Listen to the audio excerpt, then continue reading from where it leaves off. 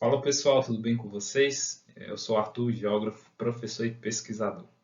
E hoje eu vou gravar um vídeo falando sobre mudanças climáticas e geopolítica, em que esses dois temas se relacionam, tá bom? Esse vídeo aqui, eu estou gravando ele em especial para um amigo meu, James, que é um cara que sempre acreditou no meu trabalho, sempre confiou em mim. Então, James, esse vídeo aqui é para você. Esse aqui também é o vídeo 2 do meu canal no YouTube, onde eu vou estar lançando uma série de vídeos falando de alguns assuntos relacionados à geografia, né? Algumas visões ali críticas da geografia, assuntos polêmicos, inclusive. Então, se você gostar desse vídeo aqui, eu peço para você que curta, compartilha, para que mais pessoas possam ter acesso a um outro tipo de visão acerca de determinados assuntos, beleza? Se você quiser me contratar como professor particular, eu também sou professor lá na plataforma Profs. Vou deixar o link aí na descrição, beleza? Você que está no ensino médio, ensino fundamental, se preparando para concurso, vestibular, para o Enem, se você está no ensino superior e também está com dificuldade na geografia, me contrate. O link, como eu já disse, na descrição. Pessoal, então vamos lá. Para que eu possa explicar, para que eu possa adentrar sobre esse assunto, eu preciso explicar um pouco a geografia. Então a geografia ela se divide em duas grandes partes, a geografia humana e a geografia física. A parte da climatologia está ligada à parte física da geografia. E a geopolítica está ligada à parte humana da geografia. E a geografia estuda ambas as partes. Beleza? Então, com esse conhecimento básico aí da geografia, vamos ao assunto. O que acontece? Qual é a essência da coisa? Segundo os estudos, né, os teóricos do aquecimento global, das mudanças climáticas, o Sol emite sua radiação, essa radiação bate na superfície e ela tenta voltar para o espaço, mas não consegue por conta dos gases que estão na atmosfera, o CO2 causado pelo homem, né? Então essa radiação do Sol bate nesses gases, no CO2, e reflete de volta para a superfície, causando assim a elevação da temperatura, causando assim um efeito estufa. Será que é verdade mesmo? É o que vamos descobrir aqui na nossa aula de hoje. Um estudo publicado pela revista Nature, curiosamente, né, que a revista Nature é uma revista aximentista, mostrou que há cerca de 400 mil,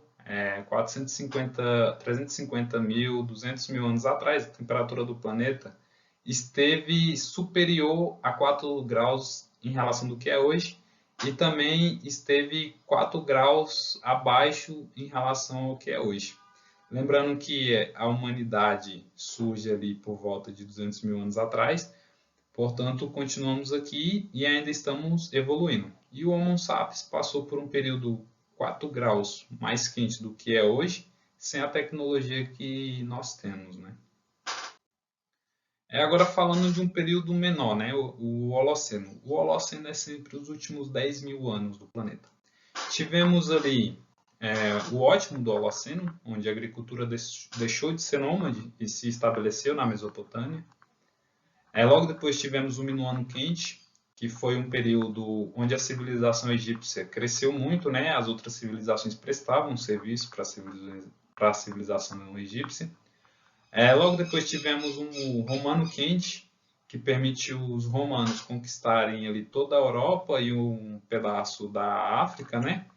E logo depois tivemos um outro período, o medieval quente, um período de crescimento renascentista, né?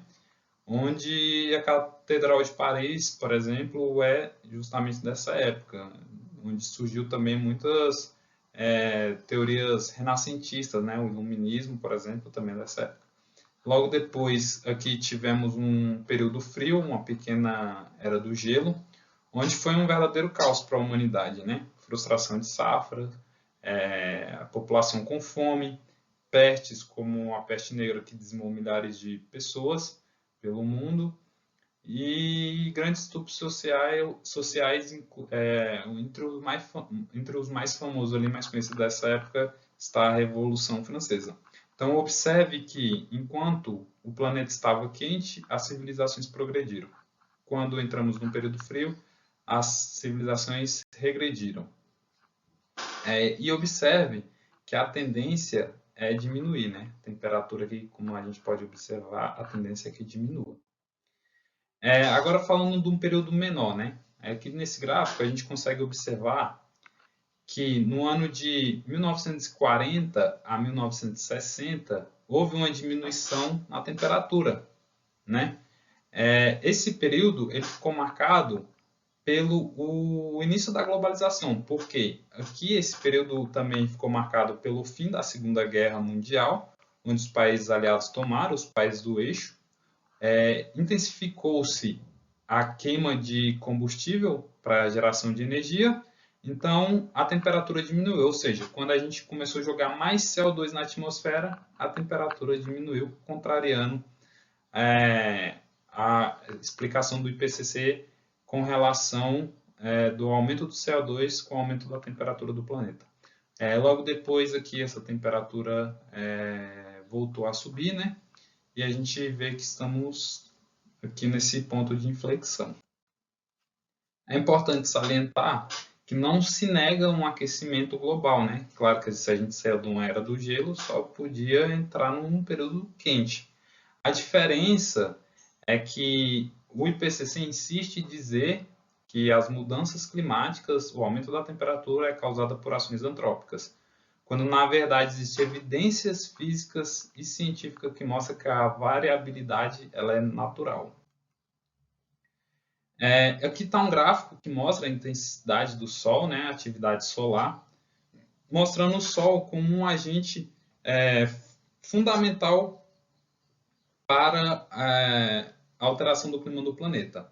Observe que no início do ano de 1899 até 1957, houve uma intensificação da atividade solar que contribuiu para o aumento da temperatura que eu falei no slide anterior. Então, assim, o Sol ele é um agente muito importante para a elevação do planeta ou para a diminuição. E como é que a mídia responde a isso, né? A mídia ela tem um papel muito importante ali de influenciar, de causar um alarde para as pessoas, né? Em 1945, a Time lança na capa ali da revista, logo após a Segunda Guerra Mundial, de que o planeta está derretendo, né? Em 1977, eles deixam, né, eles não acreditam que o homem é o responsável pelas mudanças climáticas e está ali na capa o grande congelamento, né, o grande resfriamento. Eles desistem, eles voltam atrás em dizer que o aquecimento é causado pelo homem e mostram ali como viver numa era do gelo. E logo em 2006, já com o IPCC criado, a gente tem aqui na capa da revista Time, né, o grande alerta, Global Warming, né, Globo em alerta, né, por causa das mudanças climáticas. Então a mídia ela atua nesse sentido, né, causando esse alarde na mente das pessoas, propagando essas notícias, né, causando um terrorismo climático mesmo na mente das pessoas. Eu coloquei que a Amazônia é pulmão do mundo. A Amazônia não é pulmão do mundo, muito menos o chuveiro, né? A gente está acostumado ver a Maju Coutinho falar, né, da umidade que vem da Amazônia, mas aqui a gente consegue observar que a umidade ela não vem da Amazônia. Ela vem aqui, ó, do Atlântico Norte, aqui, ó, ela vem do Atlântico Norte, passa pela Amazônia. Essa umidade fica um pouco aqui, a Amazônia recicla, né? Existe uma troca ali que é chamada de evapotranspiração. Um pouco dessa umidade fica aqui e o restante vem para a região central e sudeste do país, fazendo com que chova aqui. O que acontece ali na Amazônia, nesse momento de troca ali da evapotranspiração, é o seguinte: a umidade que as árvores perdem, ela não consegue subir para as camadas mais altas da atmosfera, elas não chegam até a região central e sudeste do país, né? Elas perdem a umidade, precipita ali mesmo. Tanto que na Amazônia tem lugares que chovem todo dia, né? Então é um microclima, é um clima só daquela região, entendeu? A gente não pode criar esse discurso de que o desmatamento da Amazônia representa a destruição do planeta, porque não é, entende? Desmatar a Amazônia, por exemplo, não vai alterar o clima do planeta, vai alterar o clima local, entende? Por exemplo, se a gente desmatar a Amazônia ali todinha e criar uma megalópolis, como São Paulo, por exemplo, vai acontecer o que chamamos de efeito de ilha urbana, né?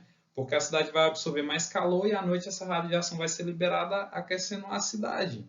Então esse é o efeito de ilha urbana, esse é o microclima.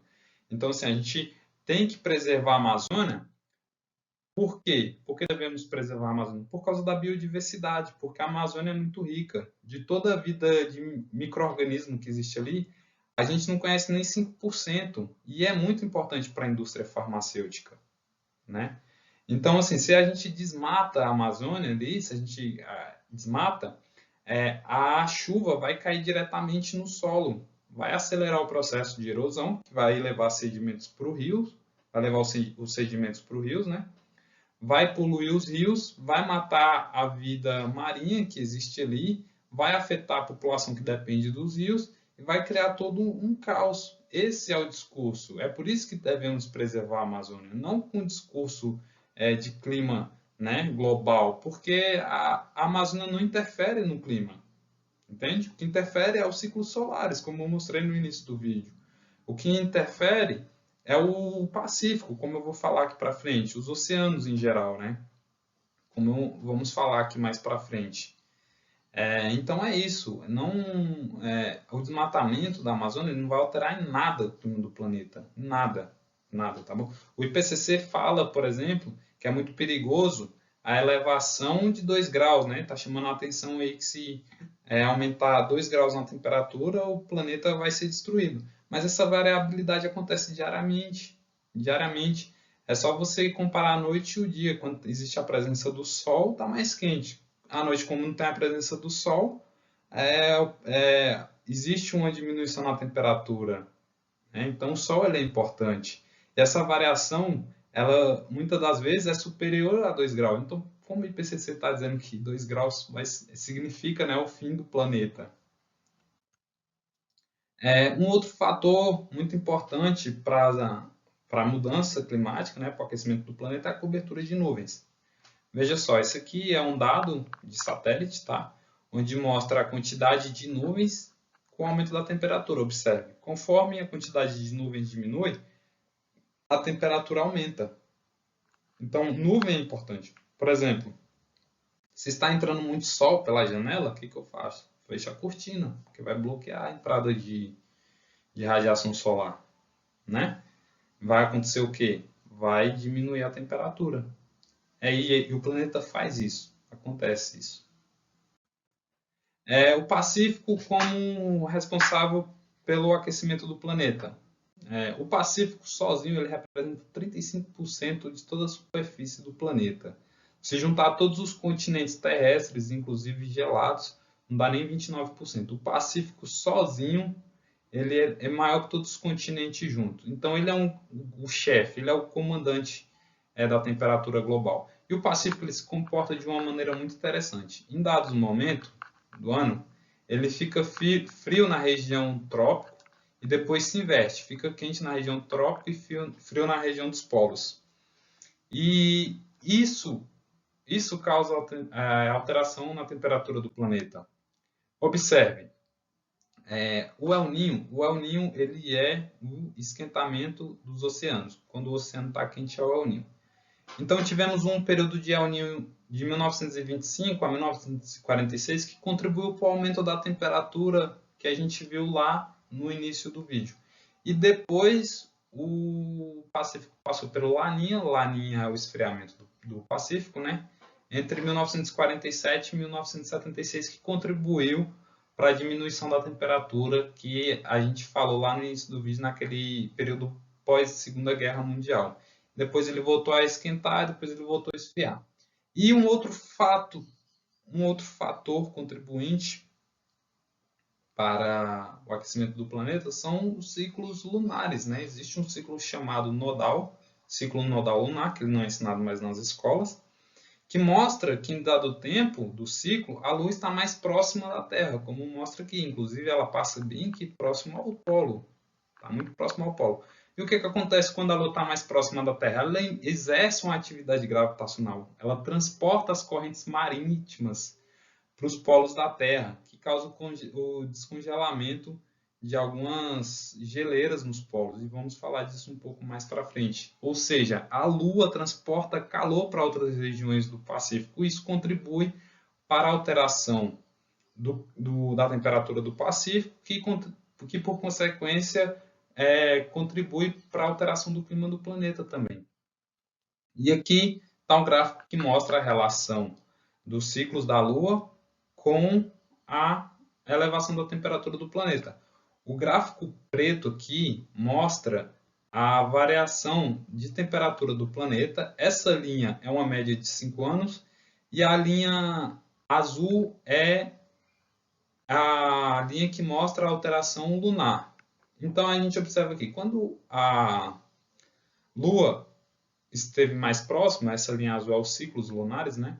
Quando a linha azul esteve mais próxima, quando a Lua esteve mais próxima do planeta, exerceu gravidade maior sobre o planeta, que elevou a temperatura do Pacífico, que consequentemente contribui para a elevação da temperatura do planeta. E aqui a gente consegue observar que no ano de 1940, logo após o período pós-guerra, a gente consegue observar aqui, nessa linha, 1940 é alguma coisinha aqui, que a temperatura diminuiu conforme a Lua esteve em um ciclo mais distante da Terra.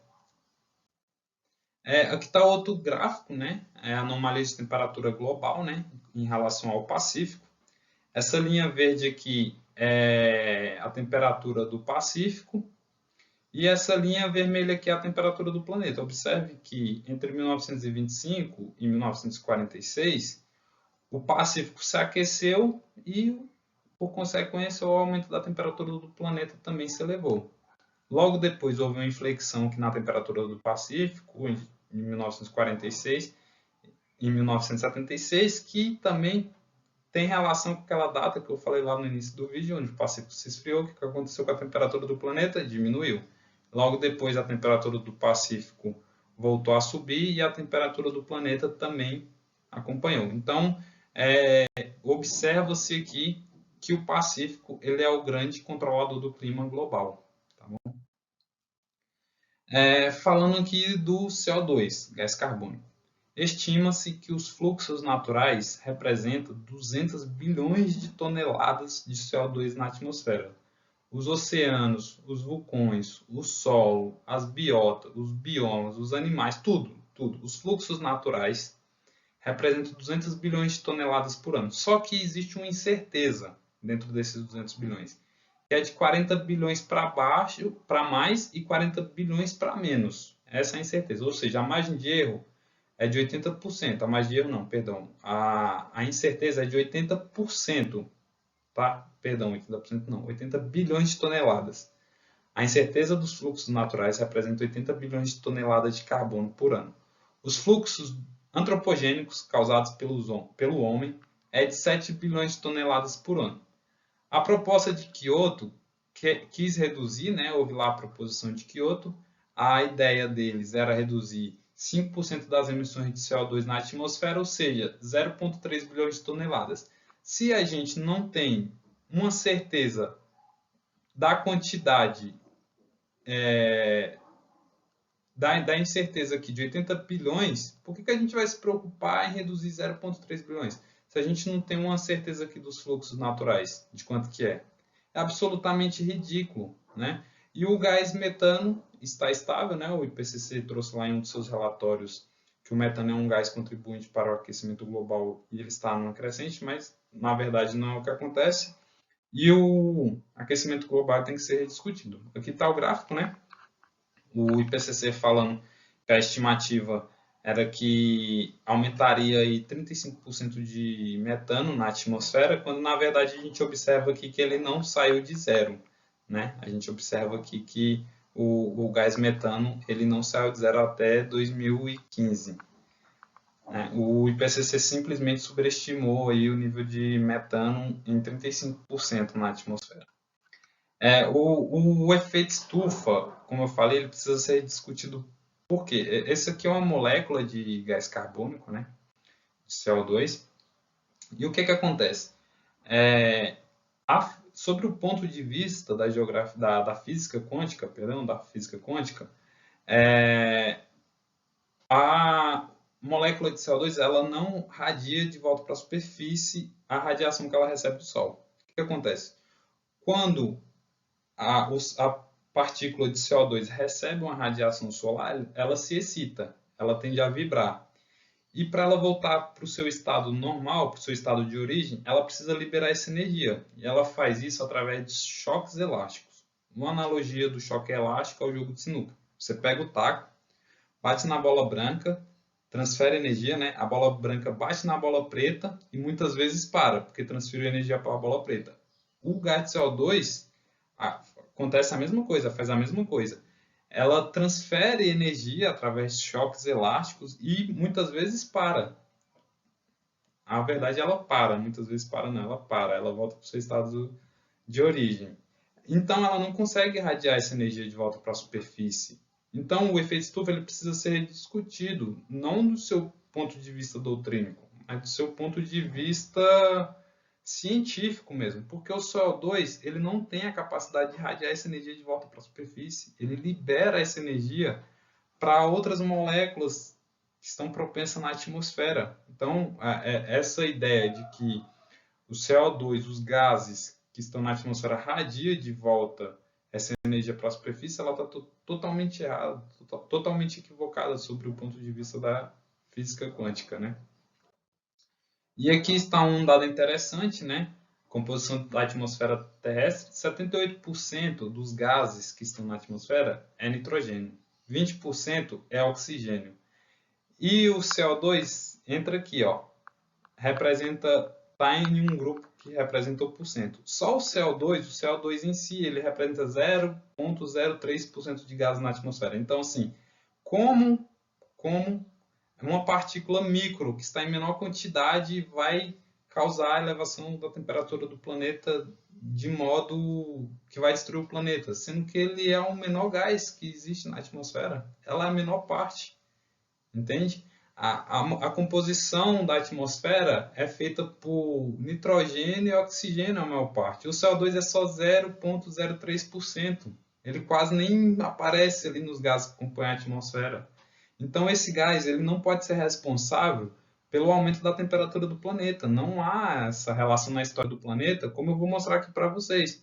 No período pré-cambriano, por exemplo, a gente tinha 10 vezes o nível de CO2 que tem hoje, e o planeta entrou numa era glacial, como a gente pode ver aqui. Ó. Essa linha roxa é o CO2. E a linha azul é a temperatura do planeta. Veja, no período pré-cambriano, 4 milhões e 600 mil anos atrás, o nível de CO2 aumentou e o planeta entrou o quê? Numa era glacial. E a gente consegue observar aqui, na história do planeta, não tem como a gente relacionar o aumento de CO2 com o aumento da temperatura do planeta. Observa, tá vendo? Muitas vezes aqui no Mesozoico, o planeta se esquentou e o que aconteceu aqui com o CO2? Diminuiu. Aqui no Cenozoico, elevação da temperatura e diminuição do nível de CO2. Entende?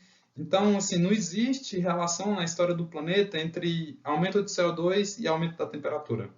Então, essa teoria de que o homem é responsável pelo aumento de CO2 e está causando o aquecimento no planeta, ela é totalmente infundada. Não existe essa relação na história do planeta.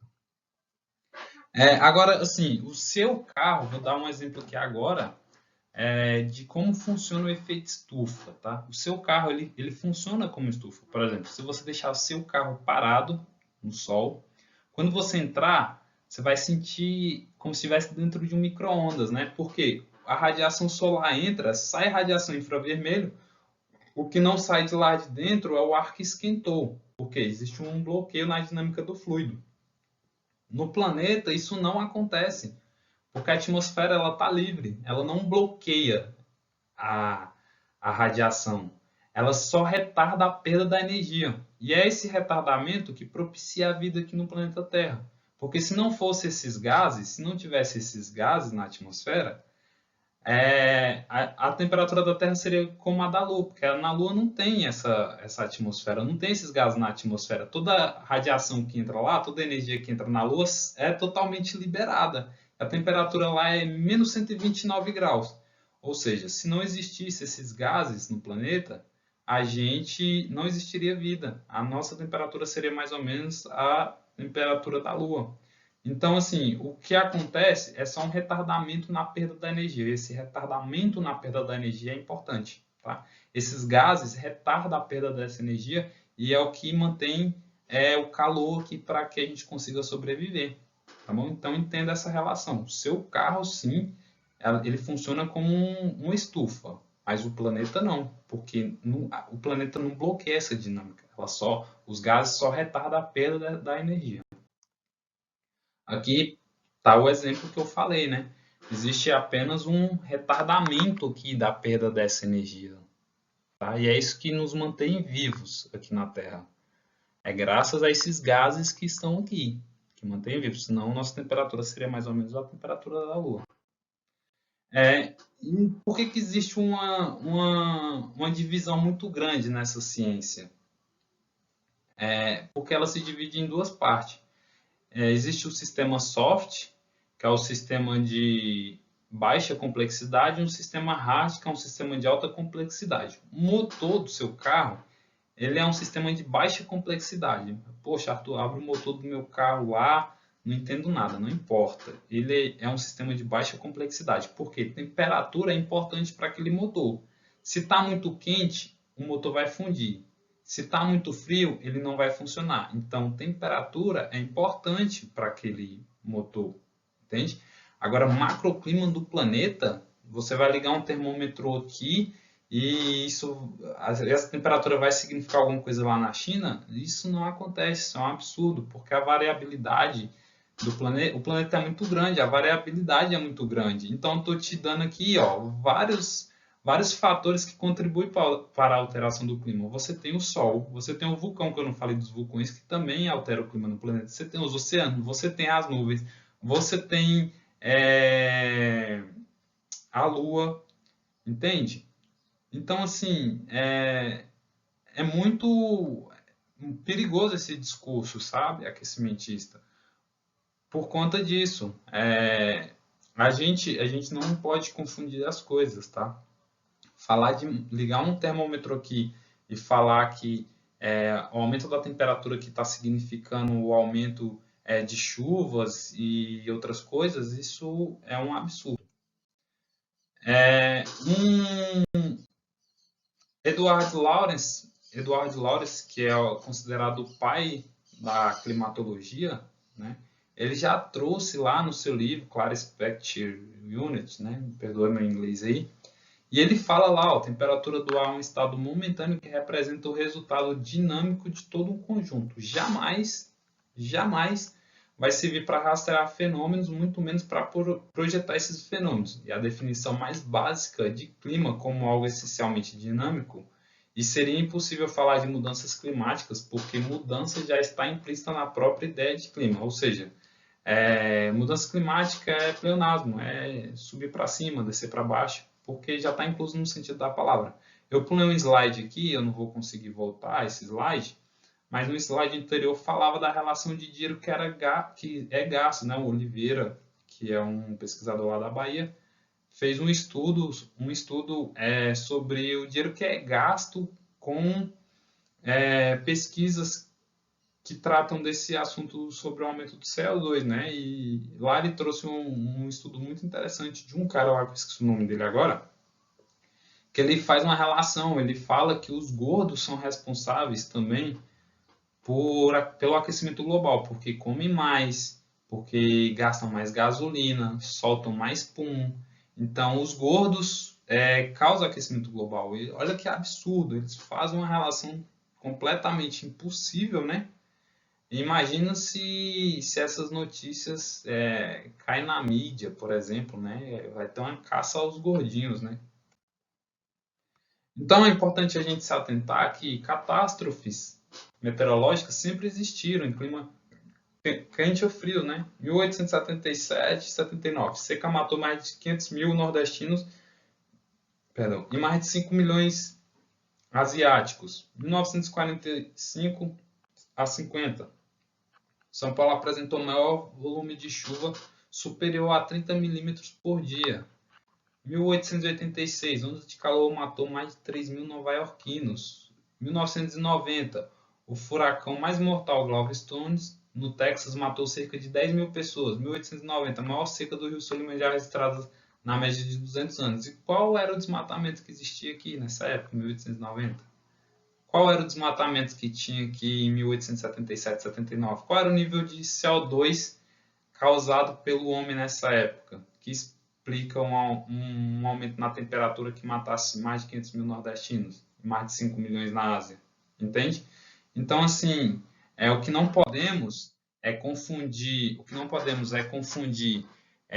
vulnerabilidade social com mudanças climáticas, porque outro dia eu vi uma ongueira aí falando, né, que os pobres sofrem mais com as mudanças climáticas. É óbvio, estão em lugares mais vulneráveis, mais propícios a acontecer catástrofes, né? Então é óbvio que isso vai acontecer. Mas, como eu disse, não podemos confundir vulnerabilidade da sociedade com catástrofes naturais, porque sempre existiram, com a intensidade dos fenômenos, tá bom? Uma outra coisa que me chamou a atenção para um discurso recente é que Veneza está afundando, né? E os países ali da Escandinávia estão subindo. O que acontece? Medir nível de oceano é uma missão praticamente impossível. O que acontece aqui? Na época da Pangeia, tinha muito gelo, perdão, na época da Pangeia não. Em um determinado período, eu não lembro qual é aqui agora, mas em um determinado período, tinha muito gelo nessa região aqui da Escandinávia. O que acontece? Com o tempo, esse gelo derreteu, a placa ficou mais leve e o medidor, que fica fixo no solo, mediu o nível de mar mais alto. E é isso que acontece, por isso que medir nível de oceano no mundo é uma missão impossível, porque o medidor está fixo na superfície. Conforme a placa se movimenta, o medidor também se movimenta. Então, ou seja, o afundamento ali da região de Veneza está afundando, e é simplesmente porque está acontecendo um movimento tectônico ali, porque tinha muito gelo nessa região ali da Escandinávia, esse gelo derreteu, a placa ficou mais leve. É igual você encher um balde com água, você enche o balde ali pela metade, logo depois você vai levantando o fundo do balde, o que vai acontecendo? A água vai chegando até a borda e você vai ver no fundo. Não é isso? Porque você está movendo o balde. É justamente isso que acontece no oceano. Entende? O movimento de placa tectônica faz isso. Aquecimento derretendo calota polar e elevando os níveis dos oceanos, né? O que acontece? Como eu falei, a Lua ela transporta muito calor para os polos. O gelo que está lá no polo, a maior parte dele está embaixo e a menor parte, que é a parte aérea, essa parte aqui, está em cima. Como existe esse transporte de calor dos continentes, essa água quando chega lá derrete uma parte desse gelo que está embaixo e não consegue sustentar a parte aérea, que é a parte de cima. Então o gelo colapsa. Você pode pesquisar no YouTube, coloca gelo derretendo no YouTube. Você não vai ver o gelo derretendo, você vai ver o gelo colapsando, ele quebrando. Porque a parte de baixo, que foi derretida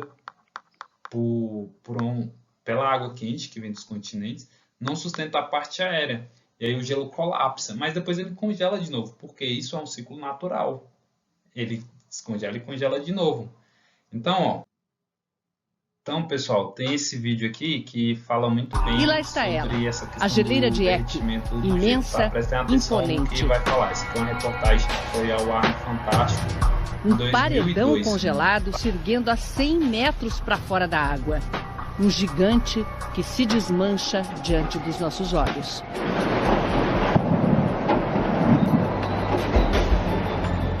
Groenlândia, 400 quilômetros ao norte do Círculo Polar Ártico, coberta por um manto de gelo de até 3,5 km de espessura. Esta é a região do planeta onde as consequências do aquecimento global são mais visíveis e mais perigosas. O derretimento da calota de gelo polar não tem grande impacto no nível dos oceanos, porque é mar congelado que derrete.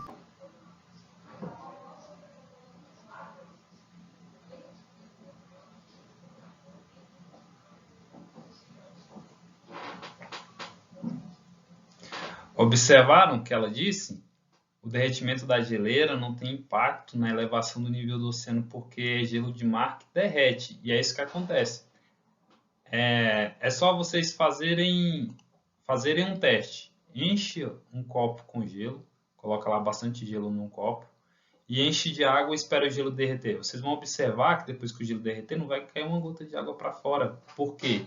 O gelo ele já está quantificado ali no volume. E é isso que acontece com o gelo que está lá no oceano, com as geleiras dos polos. Se derreter, não vai elevar o nível dos oceanos, porque ele já está quantificado lá no nível.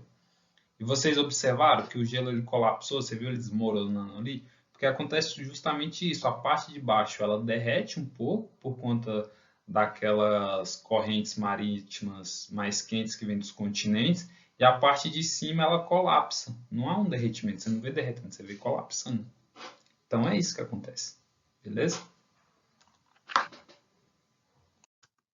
Tá, vocês observaram? Eu passei aqui sem querer o vídeo. Então, em novembro de 1922, um estudo feito pelos noruegueses, né? Os noruegueses mandaram uma expedição oceanográfica.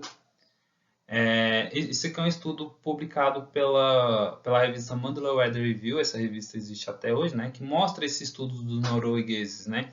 Que em 1922 fizeram sondagens lá no Ártico e detectaram águas mais quentes em 3.000 metros de profundidade. E essa era a causa do degelo.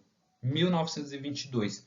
E qual era o desmatamento que existia nessa época? Qual era o nível de CO2 que o homem lançava na atmosfera nessa época? E o aumento, eles verificaram com as sondagens que o aumento da temperatura era o que tinha causado o deslocamento do gelo, inclusive, que afundou o Titanic. Entende? Al Gore, esse cara aqui é o Al Gore, né? Ele é o criador de um documentário que foi proibido, inclusive, em alguns países, né? Uma verdade inconveniente. Ele é o propagador dessa ideia, um dos principais no mundo do aquecimento global e da elevação dos oceanos.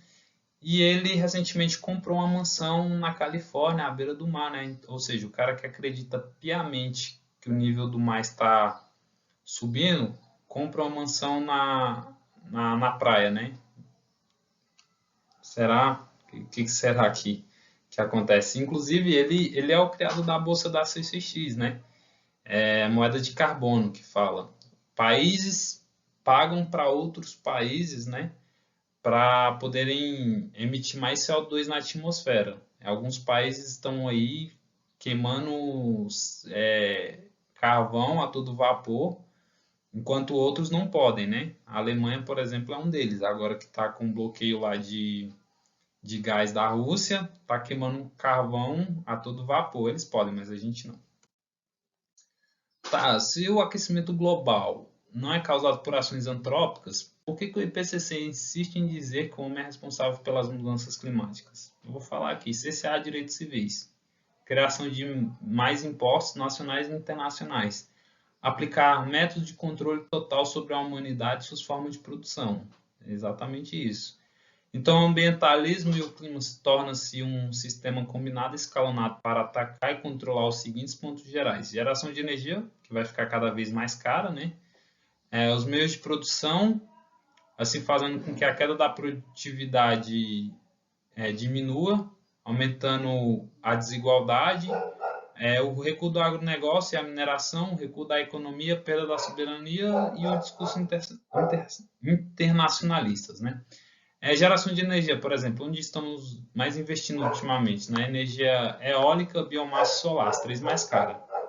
Então, assim, o processo de reindustrialização no Brasil não vai acontecer. Ninguém vai querer vir aqui colocar a indústria com a energia tão cara, né? Outro dia eu vi o Haddad falando que ia focar nessa questão da reindustrialização, mas isso não vai acontecer, porque nossa energia é extremamente cara. Não é comum você estar nas casas e ver painéis solares, né? Porque é muito caro, só os grandes conseguem, e ainda demora para você ter o retorno do investimento, né? Você vê que é só os grandes investidores, né? O agro de porte grande que está usando energia solar, porque é muito caro, né? O pobre mesmo não vai ter acesso à energia solar, porque é caro. Entende? Isso vai encarecer. Então, assim, as indústrias não vão vir colocar empresas aqui com energia cara desse jeito. Áreas protegidas e preservadas. O Brasil tem hoje 63,3 de áreas intocadas. Isso representa 634 milhões de hectares de terras intocadas no Brasil, né? Da nossa capacidade de produção, temos só 30% do uso de produção, tá? Então, assim, ou seja, a gente já... É comum, né, as pessoas estarem andando aí e ver as plantações de soja e começar a criticar, mas você pode observar que a vegetação natural ela é muito maior. Nossa capacidade de produção, de toda a capacidade, a gente só utiliza 30%. E ainda assim, a gente a gente alimenta mais de 1,5 bilhões de pessoas no mundo, ou seja, 21% da população mundial. Se a gente aumentar a nossa capacidade de produção, a gente tem a possibilidade de alimentar metade da população mundial. Acredita, metade da população mundial. De toda essa capacidade que a gente tem aqui, por exemplo, 30%, a gente está aqui usando 7,6%. Né? E ainda assim a gente alimenta 1,5 bilhões de pessoas no mundo inteiro. Se a gente dobrar a nossa capacidade de produção, a gente não chega aqui nos Estados Unidos e a gente vai ter a oportunidade de alimentar metade da população mundial. E assim, o que é que acontece? Dívida pública em crescimento, privatizações estratégicas, problema de código florestal, ambientalismo funcional, né? Você vê várias ONGs aí na Amazônia, né?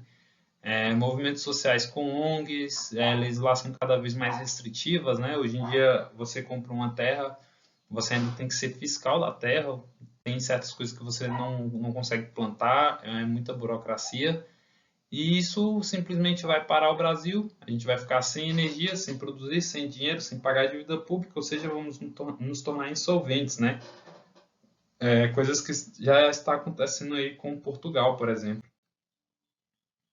Solução, segundo relatórios do IPCC, logo precisamos salvar o planeta, precisamos mudar tudo, os modos de produção, o consumo e a forma que a gente existe, com regras e condutas de como devemos viver, né?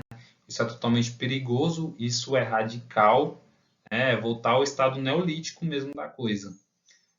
Considerações finais, como vimos, CO2 não é um gás vilão, não existe relação do aumento da temperatura na história do planeta com o CO2. Diminuir a concentração de CO2 significa menos energia. 80% da matriz energética do mundo vem da queima do carvão, do petróleo, do gás. E para países que não têm recursos hídricos, significa continuar na pobreza. 160 países no mundo, né? Aumentando ainda mais a desigualdade social existente. Não podemos confundir intensidade do fenômeno com vulnerabilidade social, como eu já falei, né? As pessoas mais pobres estão nas zonas de risco, então elas vão sofrer mais sim com os fenômenos naturais, mas os fenômenos naturais, eles são naturais, tá? Então a gente não pode fazer essa relação, tá bom? Desastres naturais acontecem com clima quente ou frio e sempre vai continuar existindo, tá bom? O aumento da temperatura do planeta, a diminuição da temperatura do planeta, não é causado pelo homem. Vários estudos lá do IPCC As pesquisas, várias pesquisas, né, do IPCC, têm 35% de confiabilidade e deveriam ser descartadas, porque uma pesquisa ela tem que ter no mínimo 70%. Só que elas não são descartadas porque os relatórios do IPCC você pode ler todos, o final é sempre o mesmo. Não conseguimos chegar a um consenso, precisamos de mais pesquisas, ou seja, precisamos de mais dinheiro, né? Eles se utilizam do princípio da precaução para fomentar esses pensamentos. Então, é isso que está por trás do diálogo de mudanças climáticas, tá? Pessoal, espero que vocês tenham gostado do vídeo. Curtam, comentem, compartilhem, discordem de mim se quiser também. Eu estou aberto aqui para conversar. Se ficou com alguma dúvida, é só me procurar. Beleza? Era isso que eu tinha para falar para vocês. Um forte abraço, muito obrigado e até breve.